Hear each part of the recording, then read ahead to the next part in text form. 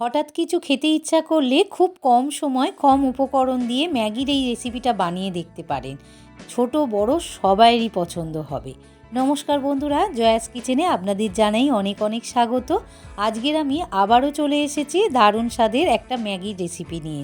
ম্যাগির তো অনেক রকম রেসিপি আপনারা বানিয়ে খেয়েছেন, এই রকমভাবে একটা খুব কম সময় ঝটপট তৈরি হয়ে যায় রেসিপিটা বানিয়ে দেখতে পারেন। এতটাই টেস্ট হয় যে আপনারা না বানিয়ে খেলে বুঝতেই পারবেন না। রেসিপিটা সম্পূর্ণ দেখার অনুরোধ রইল। আশা করি আপনাদের ভালো লাগবে। আর যদি ভালো লেগে থাকে লাইক আর বন্ধুদের সঙ্গে শেয়ার করে দেবেন। আর আমার চ্যানেলে নতুন বন্ধু হয়ে থাকলে ইউটিউব থেকে দেখলে চ্যানেলটিকে সাবস্ক্রাইব করে পাশে থাকা বেল আইকনটি প্রেস করে দেবেন।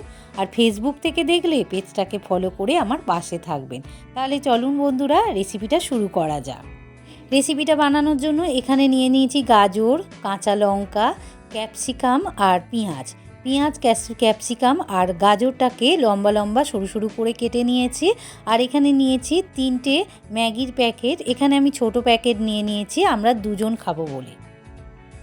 প্রথমে গ্যাসের ওপর কড়া বসিয়ে দিয়েছি। কড়াতে দিয়ে দিয়েছি বেশ কিছুটা সাদা তেল। আজকের আমি সাদা তেলেই ম্যাগি রেসিপিটা বানাবো। তেলটা বেশ গরম হয়ে এসেছে। এবারে আমি প্রথমে গাজরগুলো দিয়ে দেব। গাজরগুলো আমি হালকা করে ভেজে নেব। গাজরটাকে বেশ কিছুক্ষণ ধরে ভাজাভাজি করে নিয়েছি আর গাজরটা বেশ হালকা নরমও হয়ে এসেছে। এবারে দিয়ে দিলাম পেঁয়াজ আর ক্যাপসিকামটা। পেঁয়াজ আর ক্যাপসিকামটা দিয়ে ভালো করে নাড়াচাড়া করে এগুলো একটু হালকা ভাজা ভাজা করে নেব। তবে খুব লালচে করে ভাজবো না, একটু হালকা করেই ভাজবো। এবারে দিয়ে দিলাম স্বাদ মতো লবণ আর দিয়ে দেব টমেটো সস। এখানে আমি বড় চামচের 1 চামচ টমেটো সস দিয়ে দিলাম। দিয়ে সমস্ত কিছু ভালো করে মিশিয়ে নিয়ে আরও 1 মিনিট একটু ভাজাভাজি করে নেব। সমস্ত উপকরণ 1 মিনিট ভাজাভাজি করে নিয়েছি। এবারে দিয়ে দিলাম পরিমাণ মতো জল। জলটা দিয়ে 2 মিনিট ফুটিয়ে নিয়েছি। এবারে দিয়ে দেব ম্যাগিগুলো। ম্যাগিটা দিয়ে ভালো করে নাড়াচাড়া করে নিয়ে আরও 2 মিনিট ফুটিয়ে নেব। একদম সিম্পল, খুব কম সময় টিফিনের রেসিপি আর দারুণ লাগে খেতে। ম্যাগিটা দিয়ে প্রায় 2 মিনিট ফুটিয়ে নিয়েছি। এবারে আমি দিয়ে দিলাম ম্যাগির মশলা। এখানে 3টে প্যাকেটে 3টে মশলাই দিয়ে দিলাম। ম্যাগির মশলাটা দিয়ে আরও 2 মিনিট আমি নাড়াচাড়া করে নেব। মানে জলটা যতক্ষণ না শুকিয়ে যাচ্ছে ততক্ষণ একটু নাড়াচাড়া করে নেব।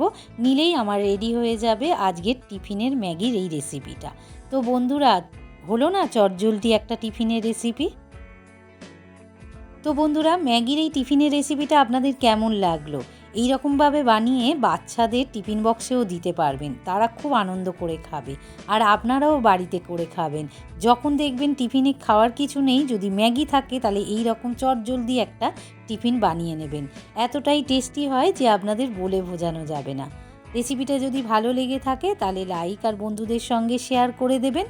আর কমেন্টে জানাতে ভুলবেন না যেন আপনাদের কেমন লাগলো। আপনারা ভালো থাকুন, সুস্থ থাকুন।